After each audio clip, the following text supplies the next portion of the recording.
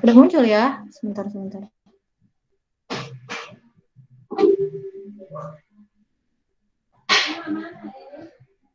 Kok nggak muncul ya?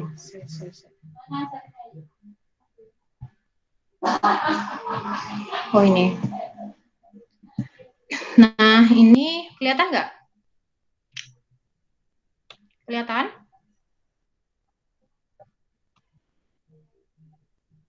Nah ini kontrak kuliahnya.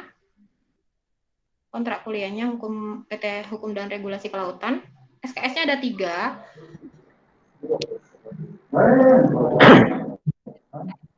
Ya. Ada apa ini? Ada yang masuk kan?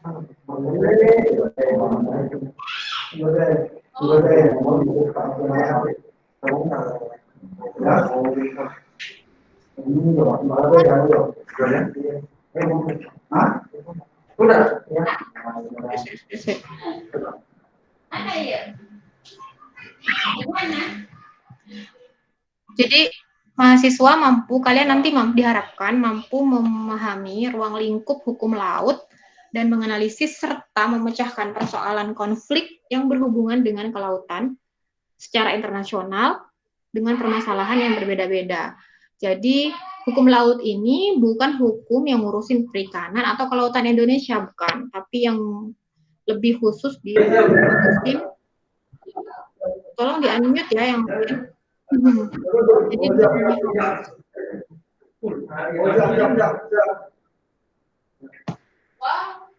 Jadi hukum laut ini fokus pada hukum yang mengatur hubungan antara Indonesia dengan negara lain atau negara lain dengan negara yang lain lagi gitu. Jadi dia fokusnya pada hukum secara internasional, bukan hukum yang mengatur kelautan Indonesia saja. Itu ada lain, KKP, ada di KKP kalau yang kelautan Indonesia. Tapi hukum laut ini lebih ke hukum internasional. Jadi dia mengatur konflik atau hubungan yang antara Indonesia dengan negara yang lain.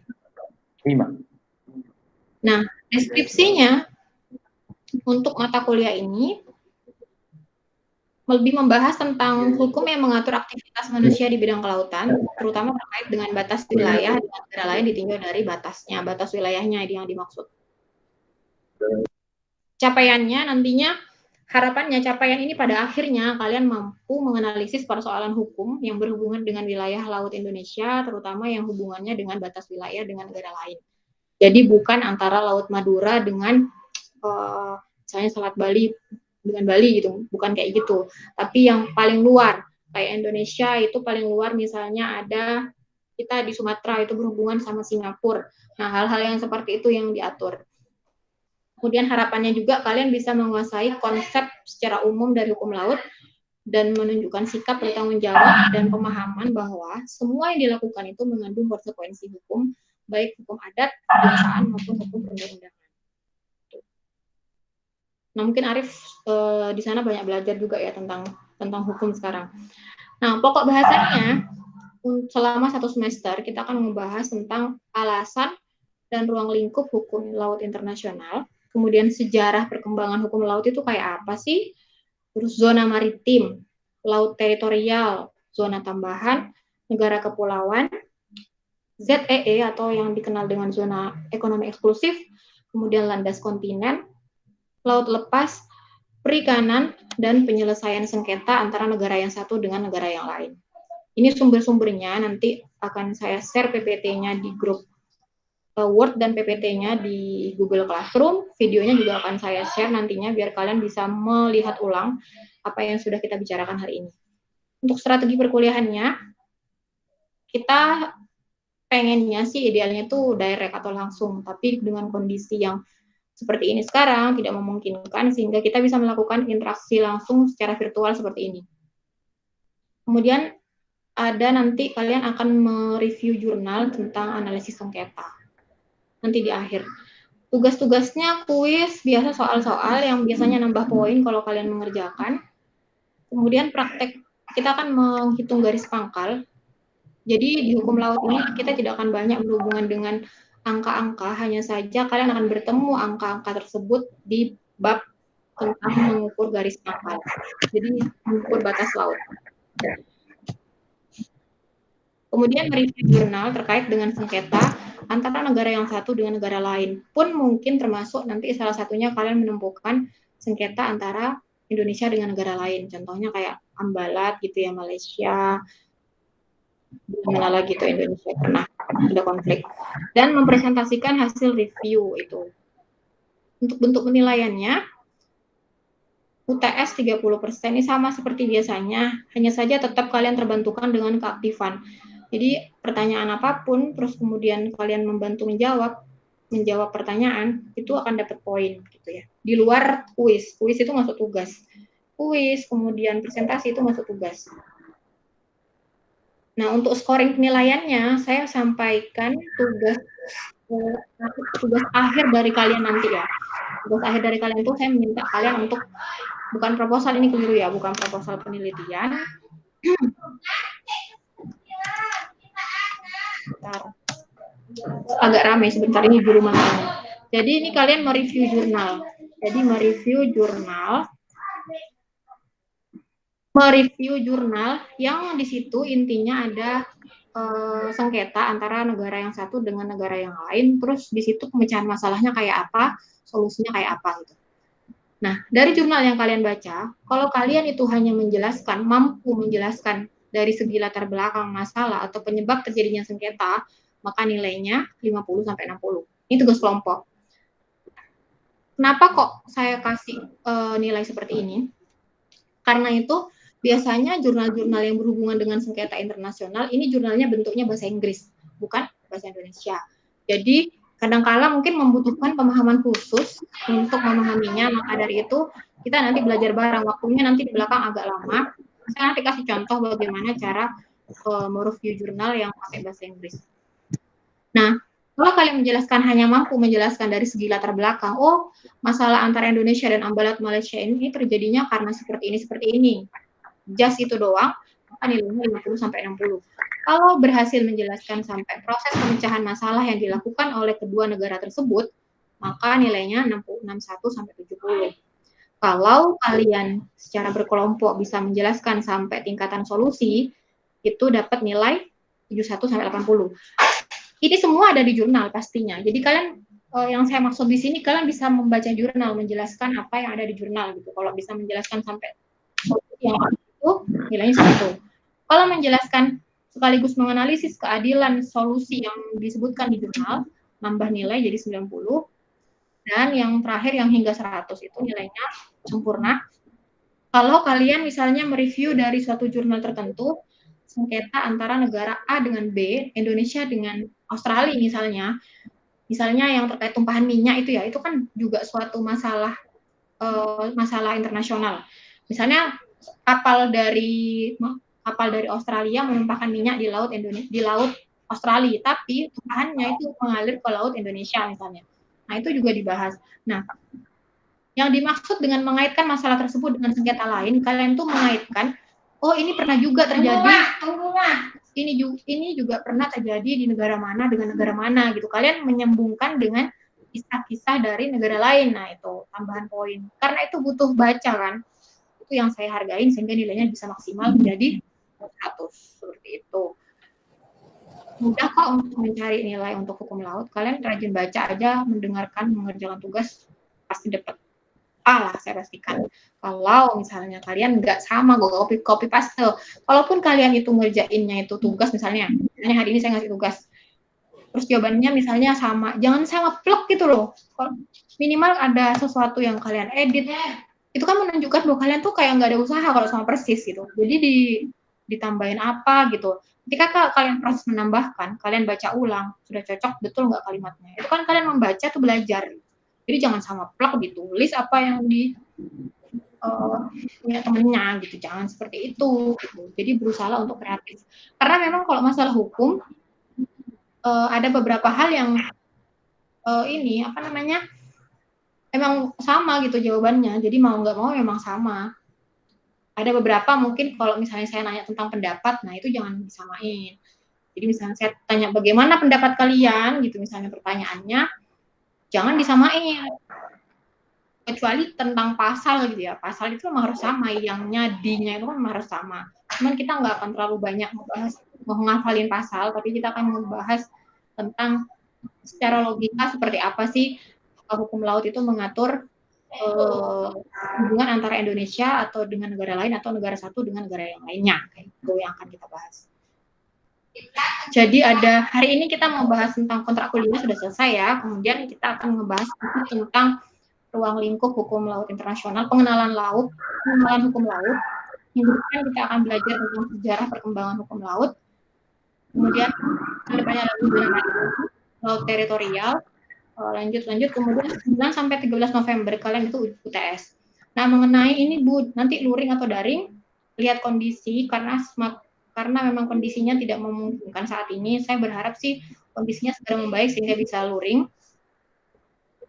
Terus tanggal 21 Desember itu adalah pertemuan kita terakhir di akhir tahun ini, akhir tahun ya. Karena setelah 21 Desember, 2 minggu setelah itu kalian itu libur, cuti. Kalau nggak salah 2 minggu ya. Jadi di nomor 14 itu Senin 21 Desember 2020, materinya tentang penyelesaian sengketa hukum laut. Kalau itu kalian dapat tugas. Baru tanggal 4 Januari itu kalian review dan maju ke depan dan presentasi. Baru tanggal 18 sampai 22 Januari itu ujian akhir semester. Seperti itu untuk yang kontrak kuliahnya. Kita lanjut ke materi pertama. Untuk materi pertama,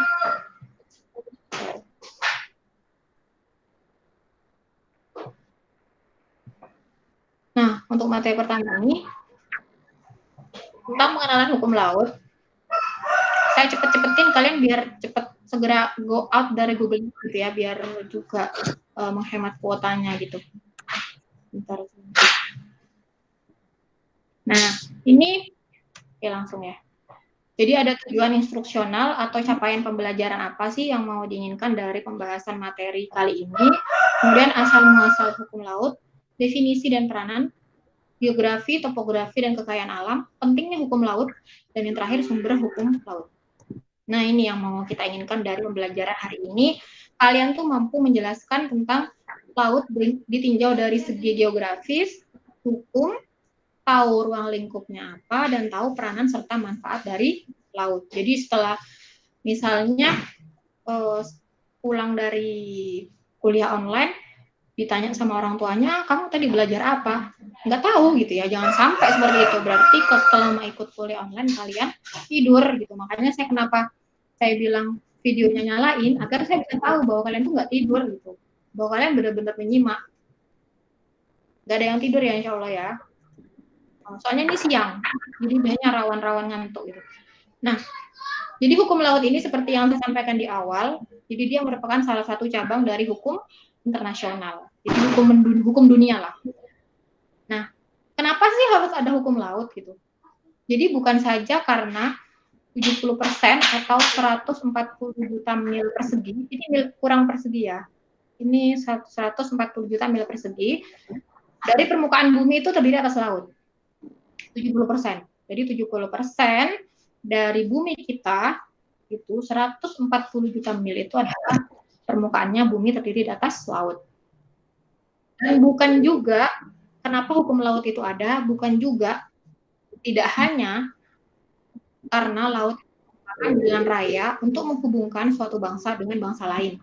Walaupun sekarang kalau mau komunikasi antara negara yang satu dengan yang lain atau mau ada rapat di luar negeri gitu ya, sekarang sudah ada pesawat yang lebih cepat. Namun laut ini tetap memberikan sumbangsi, misalnya kayak dari Sangihe ya, ada beberapa yang memang tidak bisa diakses dengan pesawat, hanya pesawat-pesawat kecil gitu, jadinya biasanya pakai kapal gitu. Jadi harus pakai laut, mau nggak mau harus pakai jalur laut. Dan misalnya kita dari Situbondo mau ke Madura kan nggak ada pesawat terbang, jadinya pakai kapal melalui jalur laut gitu. Itu kalau dari dalam negeri ya. Nah, bukan hanya juga hukum laut itu dibuat karena kekayaan ikan yang terkandung di dalamnya. Bukan hanya itu. Tapi ada tetapinya. Kira-kira ada yang bisa jawab nggak? Tetapinya ini kenapa? Jadi hukum laut itu dibuat bukan hanya karena 3 faktor ini, tapi ada faktor lain. Apa kira-kira? Yang bisa menjawab saya kasih poin 5 deh. Ada yang bisa jawab? Jawab aja asal yang penting. Kenapa?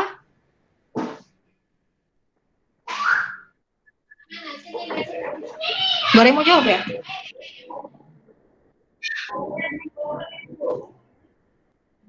Gak ada yang mau jawab?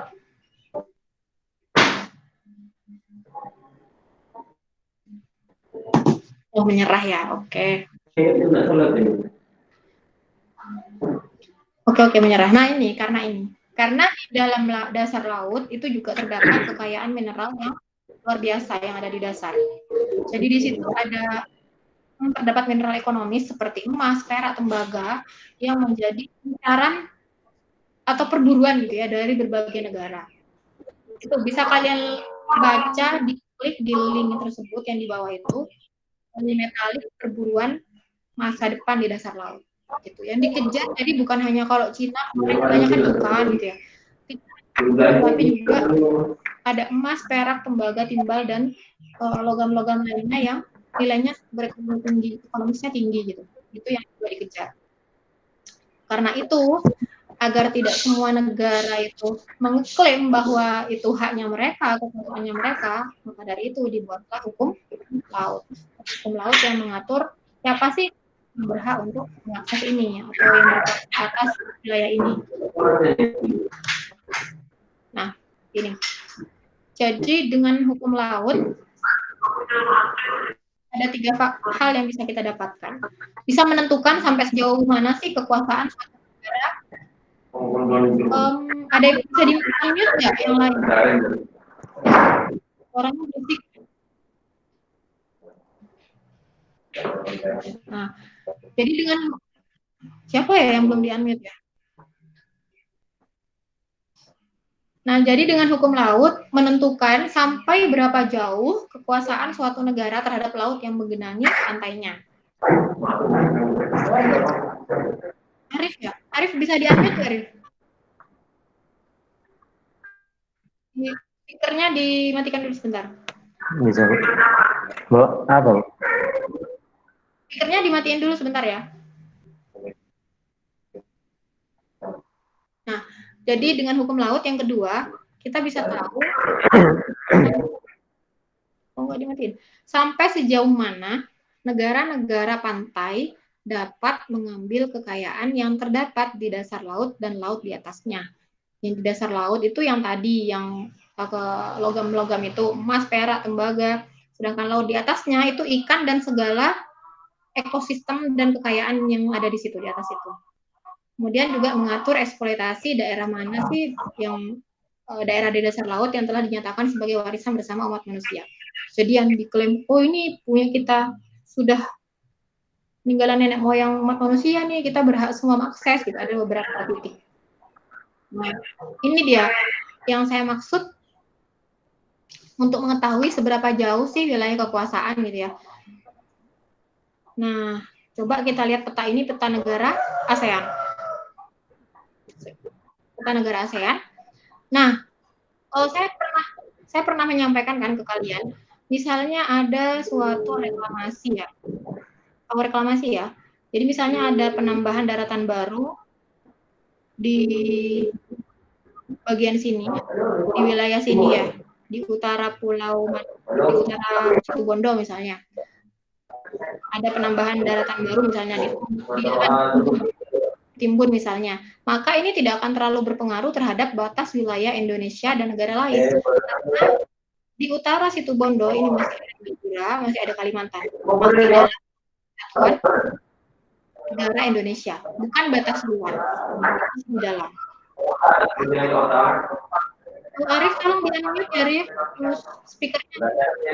Speakernya tolong dimati. Ini kayaknya ada yang nyala ya speakernya. Jadi suaranya yang ada gambar itu tuh, diklik itu. Udah ya?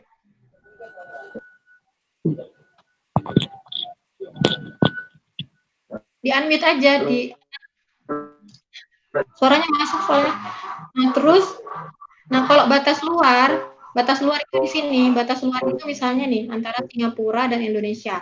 Misalnya di daerah ini misalnya ya di daerah ini ya, perhatikan ya, misalnya di daerah ini dilakukan penimbunan atau penambahan daratan baru, maka ini akan mengubah batas wilayah antara negara Singapura dengan Indonesia. Jadi makanya nggak boleh sembarangan melakukan reklamasi atau membuat daratan baru gitu ya di atas laut atau reklamasi istilahnya.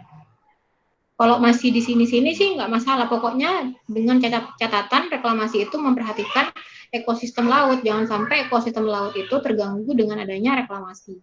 Jadi gitu. Misalnya negara ini Sangihe ya, ini Filipina. Di sini Filipina. Misalnya ada penambahan di sini daratan baru, ditumbuk reklamasi sampai ke sini misalnya membangun perumahan baru misalnya. Maka ini akan menjadi masalah hukum internasional, hukum laut, karena ini adalah batas luar negara Indonesia yang berhubungan dengan negara Filipina, juga dengan negara Singapura yang ada di sini. Ke arah sini Singapura, ke arah sini Filipina. Seperti itu. Jadi kalau sudah membuat daratan di sini, ke sini, itu sudah berhubungan dengan hukum laut atau hukum internasional. Tapi kalau di sini, di wilayah sini, misalnya buat daratannya, masih dalam lingkup hukum Indonesia. Masih bisa diselesaikan secara dalam secara apa ya, dalam negeri lah, secara internal maksudnya, internal Indonesia. Nah, jadi ini asal muasalnya ya. Jadi saya tidak menginginkan, tidak mengharuskan kalian menghafal ini. Yang jelas munculnya itu diawali dengan konferensi PBB tentang yang tentang UNCLOS ya, UNCLOS 1 hukumnya, hukum laut, dan ini tahun 1958. Nah, setelah itu kan banyak perkembangan ya, teknologi itu berkembang, masalah-masalah pun berkembang. Dan ada beberapa masalah atau sengketa yang ternyata itu belum diatur dalam konferensi ini, konferensi yang 1958. Dan juga masih ada kasus yang belum diselesaikan dan ada negara-negara yang baru lahir, negara itu baru lahir setelah tahun 1958, sehingga berarti dia tidak ikut dalam konferensi ini, sehingga mereka menuntut agar diadakan pembaharuan ulang konferensi gitu loh. Nah, karena itu Majelis Umum PBB akhirnya membuat suatu komite baru yang namanya United Nations Civil Committee. Komite ini akhirnya melanjutkan konferensi hukum laut 2 atau UNCLOS 2. Tadi kan UNCLOS 1 1958. Kemudian mereka melanjutkan dengan konferensi hukum laut 2 yang diikuti oleh negara-negara yang kemarin belum ikut, yang untuk UNCLOS 1 belum ikut, akhirnya ikut juga. Nah, yang harus kita pahami juga tentang laut, dari segi secara fisik kita tahu bahwa laut itu adalah keseluruhan rangkaian air asin yang menggenangi permukaan bumi ya. Jadi semua air asin yang menggenangi permukaan bumi itu disebut sebagai laut. Namun secara hukum laut itu adalah keseluruhan air laut, air asin tadi yang berhubungan secara bebas di seluruh permukaan bumi. Sehingga seperti Laut Mati, Laut Kaspia, dan The Great Salt Lake yang terdapat di Amerika, dari segi hukum itu tidak dapat dikatakan laut karena tertutup dan tidak punya hubungan dengan bagian-bagian laut di dunia. Nah, ini contohnya ya. Coba kita perhatikan ini. Ini kan kalau di sini ya laut ini ya, ini laut, dikatakan laut secara hukum. Karena apa? Karena dia berhubungan nih, tidak dibatasin. Semisal ini ada laut yang hanya menghubungkan antara Indonesia dan Singapura terus tertutup. Nah, itu tidak disebut dengan laut. Tapi kalau ini kan laut terbuka bebas kan. Nah, ini yang disebut dengan laut terbuka bebas gitu. Terbuka bebas itu yang disebut laut. Nah, untuk peranan laut sendiri ada dari segi perdagangan, otomatis jalan raya menghubungkan seluruh negara ke pelosok dunia. Yang paling terasa itu misalnya kayak penjualan produk-produk perikanan juga yang keluar, contohnya seperti kerapu, terus udang, yang saat ini karena ada pandemi penurunannya jelas mengalami penurunan yang sangat drastis. Adit mungkin lebih tahu ya tentang penjualannya seperti apa, karena ayahnya juga berkecimpung di situ. Jadi jalan raya menghubungkan ke seluruh dunia terkait dengan masalah perdagangan atau komersial. Kemudian terkait dengan hubungan politik, itu juga kita butuh peranan laut. Jadi misalnya kayak kalau misalnya mau naik kapal pesiar itu kan butuh laut toh, medianya kan laut. Nah, dari kekayaan alamnya itu ikan, kita mendapatkan sumber makanan yang sangat dibutuhkan oleh banyak orang di dunia, yaitu proteinnya ikan. Tangkapan ikan saja dari beberapa jenis itu 65 juta ton setiap tahun. Gitu kan. Namun sayangnya kadangkala banyak produk-produk ikan itu yang diekspor, sementara masyarakat Indonesia tidak semua menikmati protein ikan tersebut atau protein dari udang misalnya. Banyak mungkin orang-orang yang belum tahu gimana sih caranya, gimana sih rasanya ikan faname itu gitu. Ada mungkin yang nggak tahu. Jadi malah orang luar yang tahu rasanya kayak gimana gitu. Padahal seharusnya orang Indonesia yang menikmati dulu gitu, termasuk semua masyarakat itu menikmati, wah ternyata begini ya rasanya udang faname gitu. Misalnya, ternyata sama aja ya misalnya. Nah itu. Nah kemudian peranan laut yang lain di sini terdapat mineral-mineral, ada minyak bumi juga, dan ada 1.500 miliar nodul di Pasifik. Yang di Pasifik saja tuh diperkirakan mengandung nikel, mangan, kobalt, dan tembaga. Kemudian peranan laut yang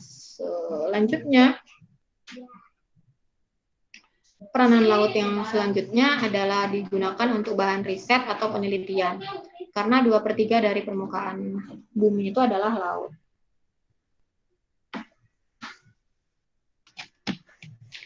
Terus lanjut, nah kalau secara geografis luas permukaan bumi, nah luas permukaan bumi itu 200 juta mil persegi. Seperti yang saya sampaikan di awal, 70% dari luas permukaan bumi itu adalah air ya. Dan 97% itu air asin atau air laut, sekitar 135.800.000, dan 3% itu air tawar, 4.200.000 mil. 4.200 mil persegi kecil.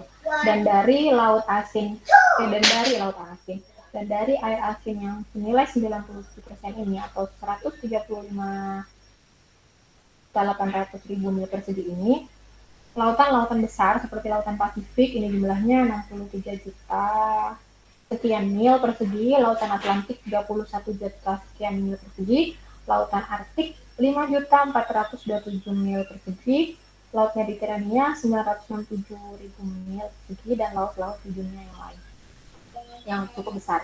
Itu pembagiannya. Jadi secara geografi itu. Kemudian kalau secara topografi seperti ini. Jadi secara topografi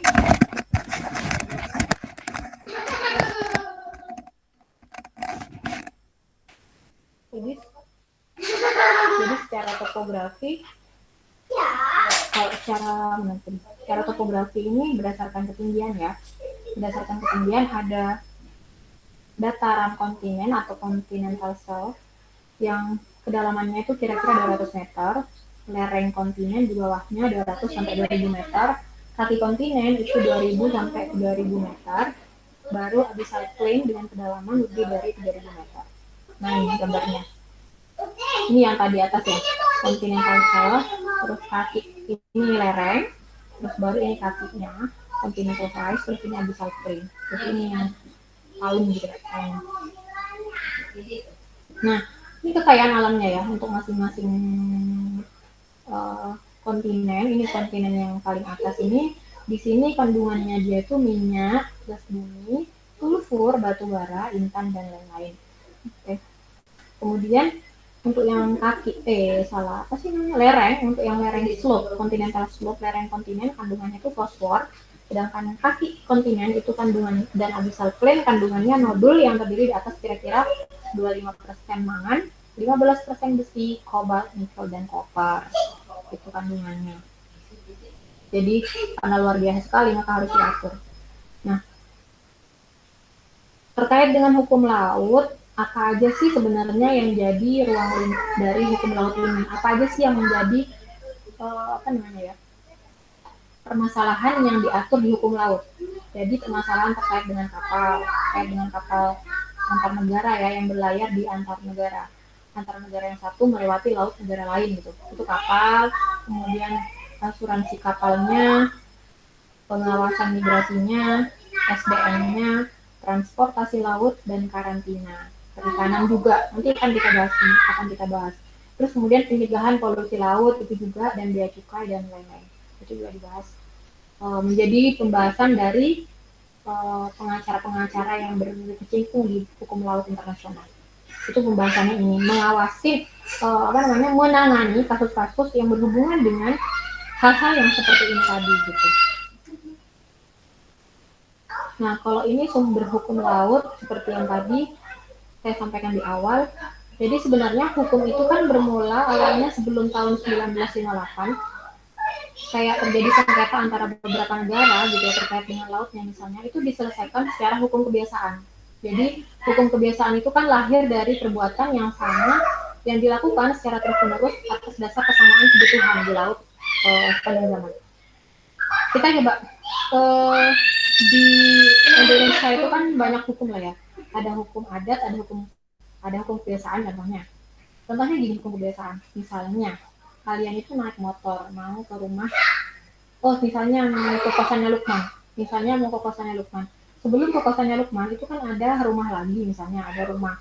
Nah, biasanya hukum kebiasaan di warga sana, kalau kamu mau lewat depan rumah orang, itu motornya jangan dinaikin gitu misalnya. Walaupun sah-sah saja misalnya dinaikin. Tapi misalnya Arif tetap naik tuh ke kosannya Lukman, tetap naik itu motor sampai di depan rumah orang itu tetap naik motor. Nah, karena itu adalah hukum kebiasaan, namanya hukum, biasanya ada konsekuensi, kan ada hukuman ya kalau dilanggar. Kalau hukumannya apa? Kita dicemooh sama orang. Dicemoohnya gimana? Nggak sopan gitu ya. Minimal dikata-katain itu kan sebuah hukuman dari karena kita melanggar kebiasaan dari orang yang ada di sana. Seperti itu contohnya. Tuh. Nah, tapi akhirnya kalau misalnya terkait dengan hukum laut ini, kalau dibuat kebiasaan, nanti nggak ada aturan yang jelas gitu ya. Sanksi-sanksinya pun harus jelas. Karena itu dibuatlah Konvensi 20 Januari 1914, kemudian diperbaharui 1923. Nah, kemudian selanjutnya ada tabrakan kapal di laut. Nah, kemudian mereka membuat Konvensi Brussels, karena kasusnya Brussels, 10 Mei 1952. Kemudian dilanjutkan dengan UNCLOS tadi, UNCLOS 1, 1958, karena kemudian banyak negara, perkembangan zaman semakin meningkat, kemudian teknologinya juga semakin canggih, masalah-masalah juga banyak bermunculan yang sebelumnya belum diatur di UNCLOS 1, dan juga banyak negara-negara yang baru lahir setelah tahun 1958, karena itu dibuatlah suatu komite baru yang akhirnya membuat konvensi yang menghasilkan UNCLOS 2 ini gitu. Kemudian penandatanganan hasil konvensi PBB dan tahun 1994 sudah diratifikasi oleh atau ditandatangani oleh lebih dari 60 negara yang ada di dunia. Dan hukum yang tersebut yang di UNCLOS 2 ini akhirnya dinyatakan sebagai hukum kebiasaan internasional.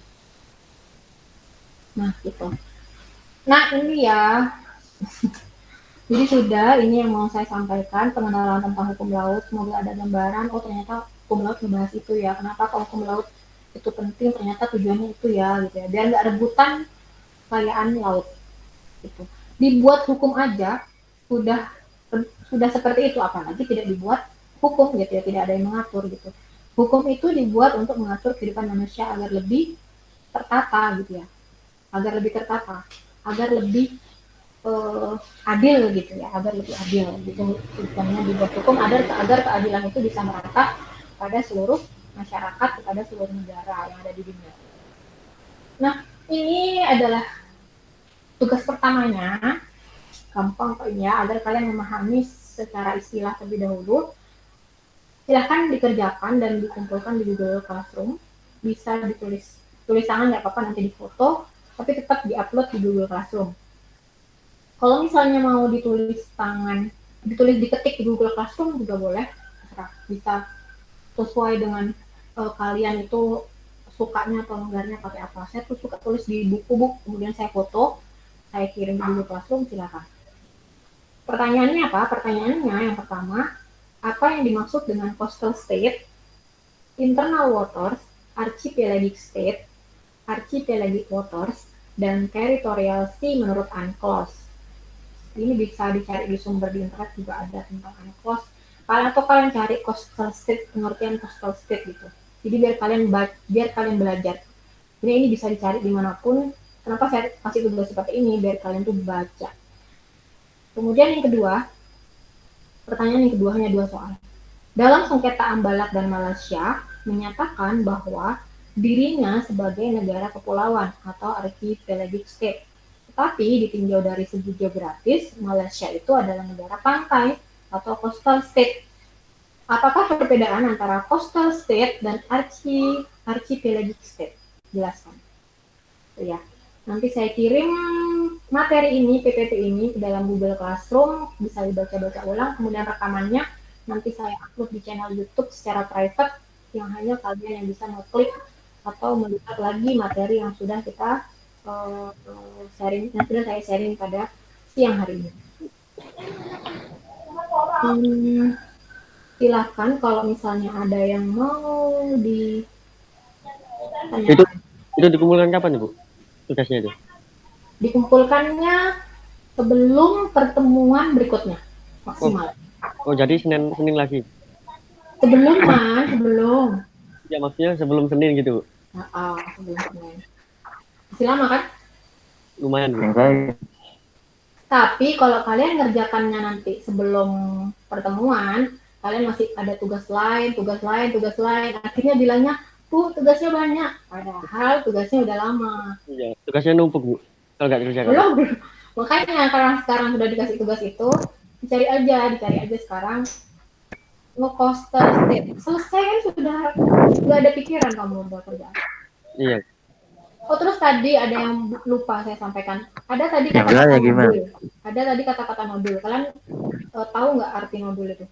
Jadi nodul itu adalah sebuah tumpukan yang tidak normal.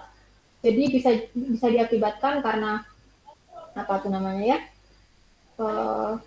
bahan-bahan yang dari atas itu kan nodul tadi terbentuk di dasar laut, sehingga terbentuklah tumpukan-tumpukan yang di dalamnya itu ada kandungan nikelnya, ada kandungan mangannya, tembaganya.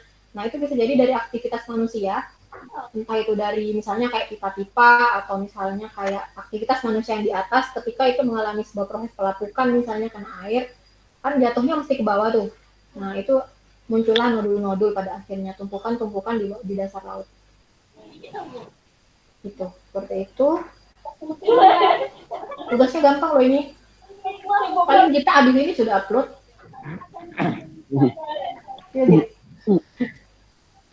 Oke, berapa menit ya?